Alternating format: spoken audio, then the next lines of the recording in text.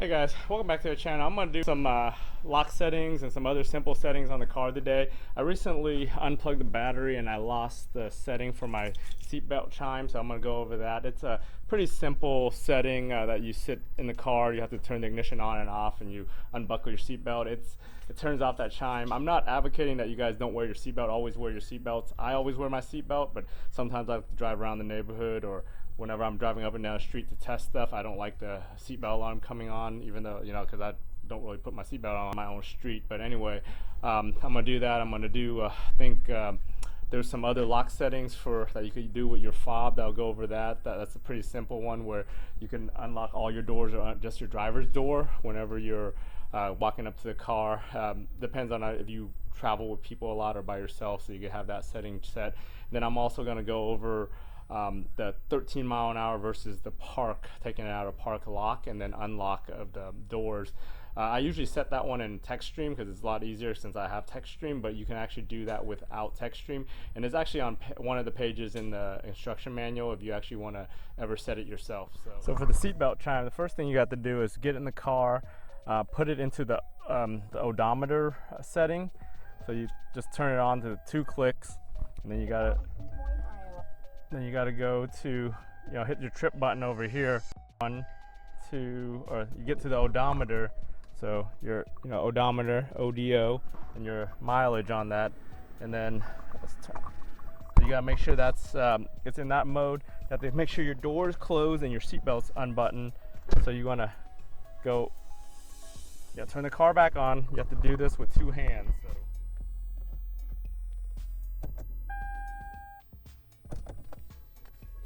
1, 2, 3, 4, 5, 6, 7, 8, 9, 10, 11, 12, and then buckle and unbuckle your seatbelt. Now you see the B on and B off, and then you let go of the thing, and then it's B off. Once you see B off on there, which means the buzzer's off, then you just turn off the car, and now you've disabled your seatbelt buzzer in your car. So here's another simple setting to change. If you want all your doors to unlock or versus the drivers to unlock, you just walk up to your car, hold both of these buttons together.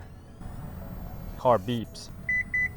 Once it beeps, it toggles between the all doors or just one door. So after you do that, you could test to make sure that it unlocks all the doors or just the driver's door. So my car is usually set just for all the doors, and after I did that setting, so now it's just this door, because you can see the other door is it didn't unlock. So it's a pretty simple change if you ever need to change that. Now I'm going to change it back. So we'll go up and test it now, and all the doors right there. So it's a pretty simple change. So to do the shift between the 13 miles an hour versus the park and neutral, you just got to look into page 20 and 21 of the instruction manual. This is my 2007 IS250 350 instruction manual that I've never really opened. Anyway, it's pretty simple. So if you want to, the default, which most of you probably have if you never changed it, is it parks in the park, and once you put it in park, it locks and unlocks the car. But you could change it to the speed sensitive one. So all you'd really do is you sit in the car, turn it on, doors all closed, turn it on within 10 seconds, and then you shift it to neutral, and then you hold the lock and unlock buttons right there, and then that's how you set. So you could set it where it locks with the shifter and unlocks with the door opening, or vice versa. So there's different combinations that you can set. So I'm sitting in the car. I'm gonna do the setting for the locks based on the speed versus the pulling out of park. So my car, I actually have it set away from the default, which is the default is putting a drive to park, park to drive. It locks and unlocks the car. I have it set where it's 13 miles an hour to lock, and then when I unlock, within 10 seconds, if I open the door, it unlocks all the doors. If I wait after 10 seconds after I turn off the car, it only opens this door. So to do that setting, you basically put the car, I'm going to put it back to the default setting, which is just leave it in park right now, and then just put it into accessory mode, on mode, which is the second button. And then hold down the based on the instructions for 5 seconds. Then let go. And the car should respond with the doors locking or unlocking. So that didn't work. That's weird. So I'm gonna try it again. Okay. 1, 2, 3, 4, 5. We'll try to put it in the neutral position and try to see if it responds this time. So I'm in neutral. 3, 4, 5. Release. Oh, see? So it did it that time. So it caught. So it must have been already in default when I was messing with it earlier, and then now it's in the other mode. So I'm gonna put it back into park. I wanna turn the car off, and I'm gonna check the other setting, which is the unlock setting now. So I'm gonna go 1, 2, put in neutral, and then I'm gonna push the other way. 1, 2, 3, 4, 5. Let go. Okay, so it confirmed. So that worked. So it only works if you're trying to put it into the other, the option that is not in right now, depending on what it is that you've had it set to. So I've got it, you know, shown for you guys. So just follow instructions. You got to kind of test it back and forth if you don't have Techstream. Now I'm gonna plug up Techstream and kind of go over all the options and the personal settings that you can do with it. So I'm gonna go down here, plug in my cable, which is the mini VCI. This is what I got right here, the mini VCI cable right there, the OBD2 standard. So plug it into the slot. Make sure I've got it turned correctly. All right, plugged in right now. Plug it into the USB of the computer and then get it started. Different settings that you could do in Techstream. So right now what you're looking at is the Lexus personalized settings that come with the car brand new. So here's a lot of the settings that you could find in here that you can do. And you know, when you buy this car brand new, the dealer within 30 days, your first visit to the dealer, they'll set these for free. You know, you just got to mark which one you want. Whether it's, if you want standard, you just leave it. If you want to change it, then you know, you could check the box and they can set these settings for you. So there's quite a few settings in here that you can do, and if you have Techstream, you could do all these yourself also. I just turned the car on and we've got everything plugged up. I'm going to connect to the vehicle. This usually takes a couple minutes, not a minute, but you know, almost a minute really, because it's got to scan and kind of go through everything. So like initializing. The system they use is not the fastest communication system. It's probably like the most basic USB baud communication that you could ever think of. That's why it's, you know, you gotta be patient with this.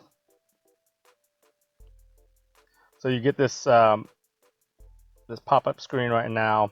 So you gotta select, you know, it pretty much fills out everything. It even gets your VIN number, and you gotta go, you know, others, two-wheel drive, and then you go next on it.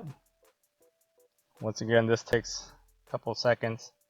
So once you're in, it pops up this screen. This is basically the whole menu right here of Techstream, and the yellow means that it doesn't, you know, it hasn't connected to the system yet.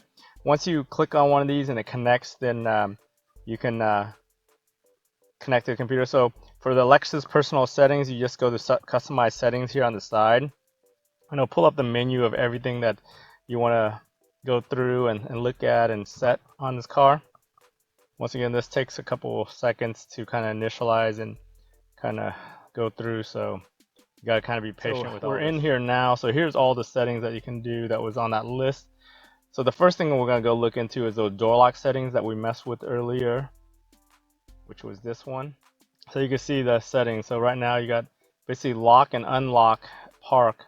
So if you click on each one, it tells you what it does. So this is a function where it lever from park to you know, out of park. So those are both off, you know, when I turned them off earlier. And then the unlock twice, that's the using the, I think your key, right, doing the key operation to unlock all the doors, and then the auto lock, I've got that off when it reaches a certain speed. So function to lock the door when, so I actually want that on. So it didn't catch earlier. I'm gonna hit the green button to initialize that. And then I want to turn off the shift because that's the one I was trying to turn off earlier. I'm gonna turn that one off. I initialize that. And then this is the function to unlock all doors. So I want that one on since I turned off the park setting.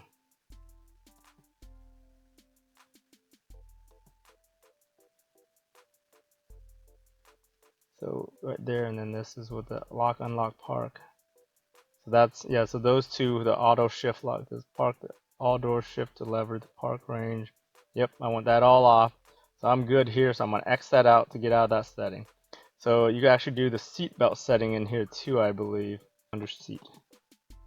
Maybe not, nothing under seat. Smart key access. This one's the park wait time, ignition area. This is like to have all the sensors that read your smart key. One of the other things was the wiper setting. If you guys don't know about the wiper setting, this is where if you ever wash, pull the wash your window on the wipers, this is the setting that has it basically after like 10 seconds or 12 seconds or whatever, it re-wipes your windows to get rid of the streaks.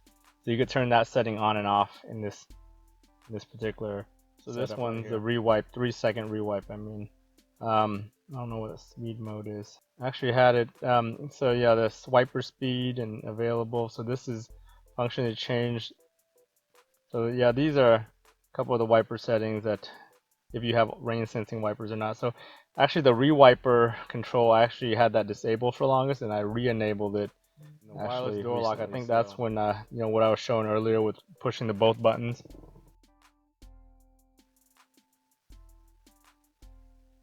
So we're back in here. So this is the wireless. So these are all the different settings that you can set for your remote control to do.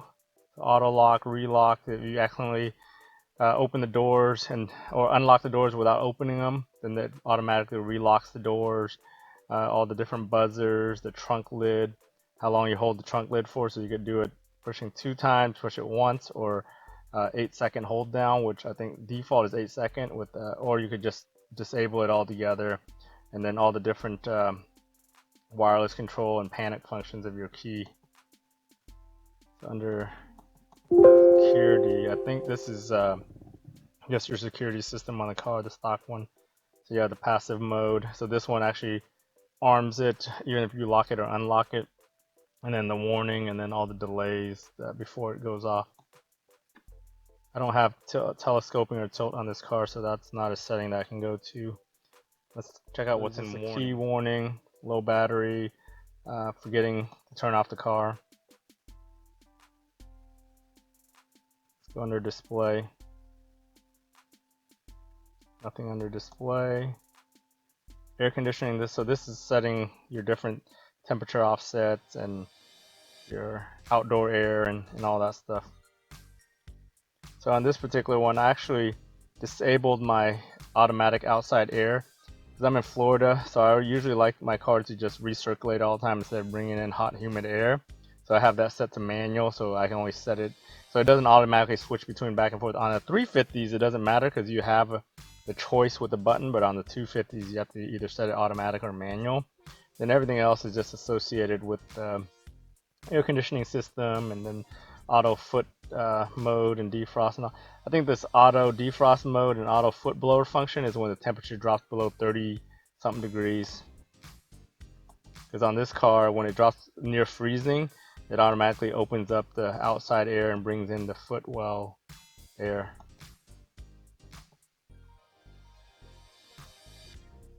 So that pretty much sets everything. I think illuminated entry just sets when their lights come on and off whenever you walk near the car with your keys.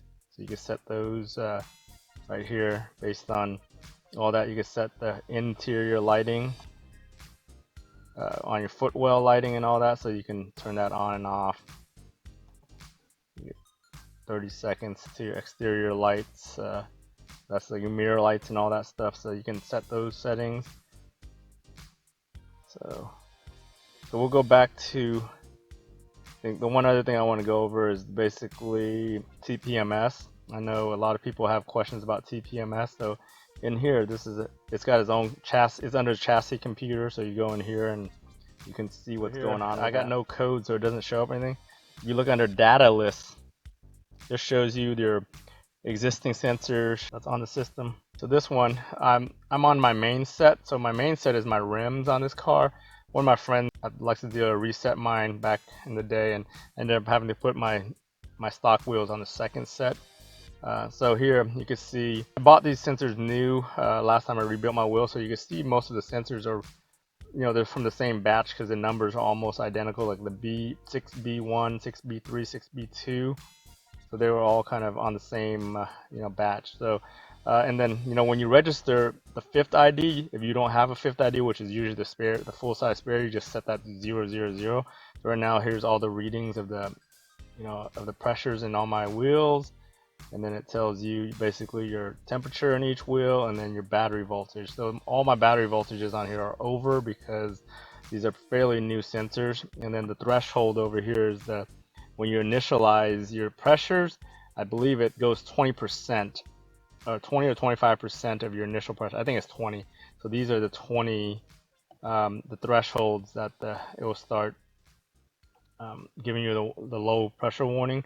In order to see this, the other set on here, you actually set the car on the side of the, you know, the little button on the side of your deal. So if you want to, you have to switch to second set, and then it'll show up on here. So I'll probably have to go back into, so I just switched to second set, and you can see right there that it goes to the second set of on here, and it's gonna show NA because of course the wheels aren't here.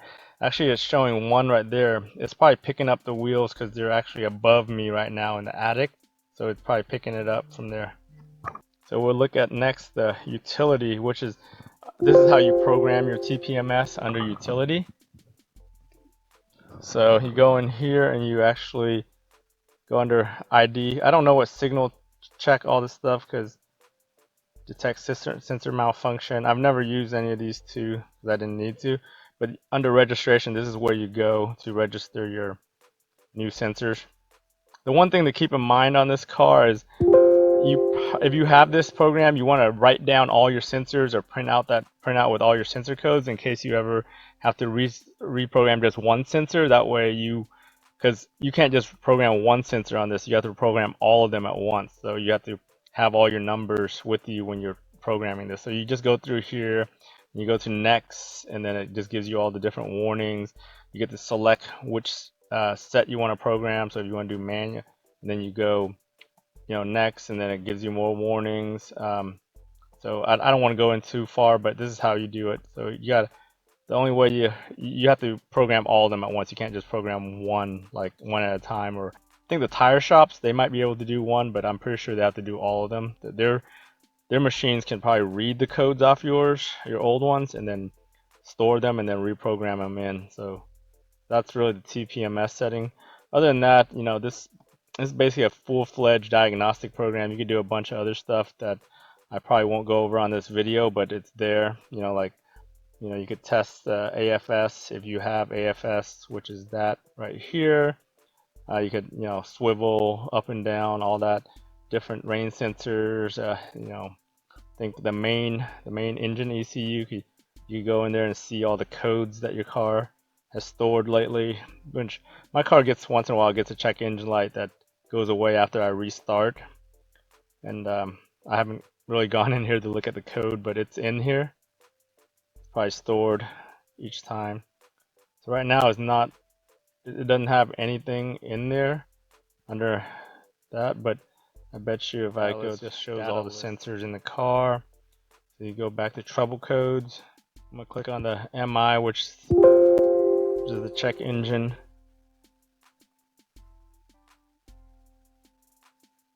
That's actually clearing the data, so I don't want to. I'll just leave that alone for now. But really, that's the gist of Techstream. It does a lot more than I showed, but you know, you guys can get yourself a copy and get it onto a Windows computer. If you need to get it onto Windows 10 or anything newer, there's plenty of online tutorials on YouTube and whatever that shows you how to get the settings in place. It's a little bit intimidating for people that don't know much about computers, but you know, if you follow the instructions clear, you know, to the T, you can usually get it to work. I've actually got this. This is a Windows 10 machine, and I've had it on here since Windows 8 before I upgraded to Windows 10. So I haven't really changed anything on this version. This is an older version. It's version 10. I think they're on probably 12 or 13 by now. But anyway, so we'll finish here with Techstream. All right, so thanks for watching, you guys, watching all on this lock stuff and the Techstream stuff. If you guys like this video, don't forget to subscribe to the channel and like the video. And you know, until next time, practice your social distancing.